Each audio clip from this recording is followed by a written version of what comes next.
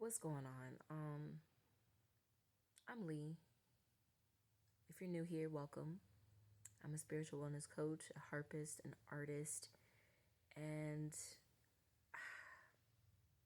I was too busy focusing on healing and not repeating these cycles. I was too focused on hustling and getting these bills paid. I was too focused on journaling, making my food. I was too busy on life and adulting to recognize or realize that this is what's happening. Okay, with everything going on when it comes to black people, my fellow beautiful melanated people. Okay, and specifically black people. I'm not talking about Latinos. I'm not talking about any other. I'm talking about black people, my people. What are we doing here? What's the goal with this? Tethers? Foundational black Americans? You do know that there was a little boy whose teacher didn't even allow him to use the restroom.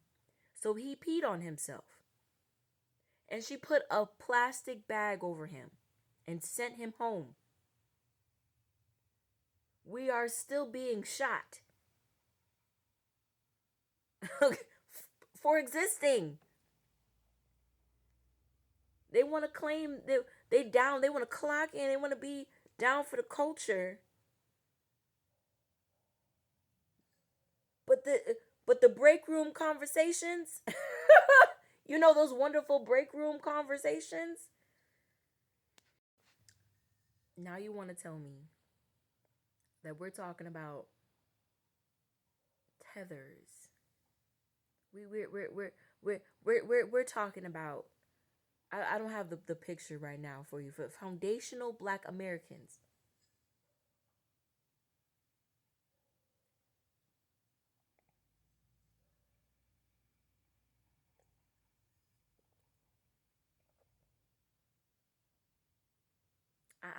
I'm sorry. This level of thinking, okay, this level of thinking and rhetoric and narrative, this narrative is not supporting black people. This narrative is not supporting anybody except for the people that have benefited from the history. The only thing that's separating African Americans and Caribbean was a boat that went to the left or a boat that went to the right or a boat that, I don't know, they decided to just drop their cargo into the bottom of the ocean instead of taking those people back. Or I don't know, put them on the top of the boat and giving them some water. Oh no, no, no, we're gonna just drop these people at the bottom of the ocean. All of this could have stopped right. We are lucky because our boat didn't go wherever. It didn't end up with those people. Some of them Spaniards, okay, we don't like talking about that.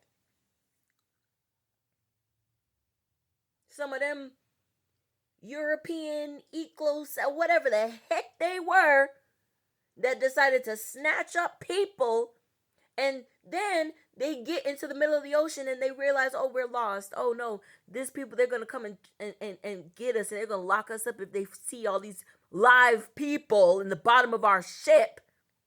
So we're gonna jump. We're gonna drop them at the bottom of the ocean, chained up, and let them drown. Y'all, whoever started this shit, y'all stupid. Because the only reason you're alive right now is because a boat went and was really sneaky, and another boat went that way. That's the only thing separating you. So whatever bullying happened, you also need to talk to the people that are benefiting you from you right now, working a job where you can barely pay all your bills, living in a country that has no interest in you building generational wealth, has no interest in your health care. When black women say they're hurting, they're more likely to be ignored. But you go ahead and keep doing this. You go ahead and keep worrying about which boat went to the left and which boat went to the right. Instead of focusing on the people, instead of focusing on encouraging people, instead of building something. No, instead of building something, all you know how to do is break something down. Instead of building something up, you break people down. You break yourself down. You worried about who don't like you and who what's this and they say this and they think they better than this and there's people that have already told you that they're the superior race and you're not intelligent and we're not going to hire you and you're not good enough. You don't like it here, leave, but you can't leave even if you wanted to. The people that have made it their mission to talk about this. And you know what? I'm gonna be the first to say it, because bullying is part of the human condition. But you can't expect people from their country to leave for whatever reason, come to America and then say, "Oh, I'm black." They've never identified as black. They've identified as African. They've identified as Caribbean. You identify as African American, right? You feel a pride and a sense of, right? But no. But there were people, everybody was disrespecting everybody because who are you and what is this? And because guess who originated with the disrespect?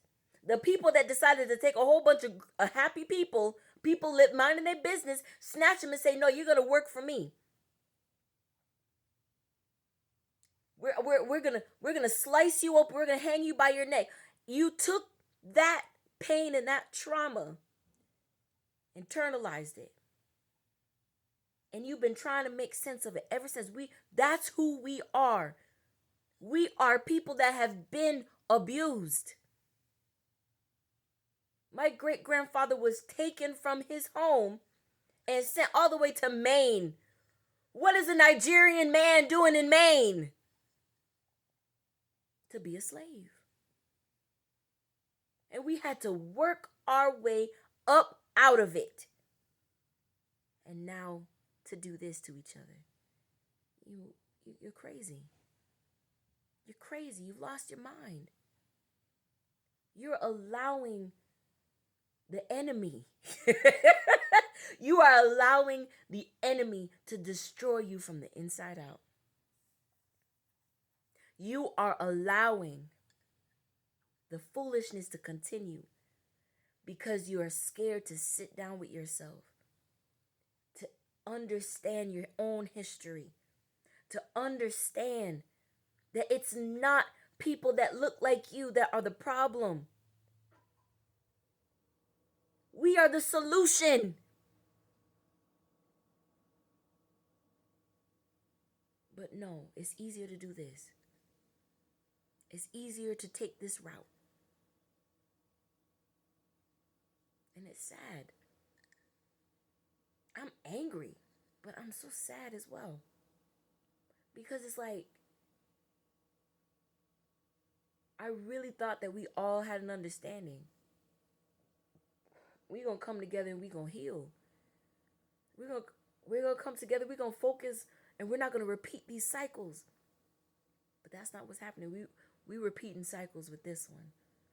And it's getting uglier and uglier and uglier, and it's sad. I hope y'all can hear what I'm saying to you.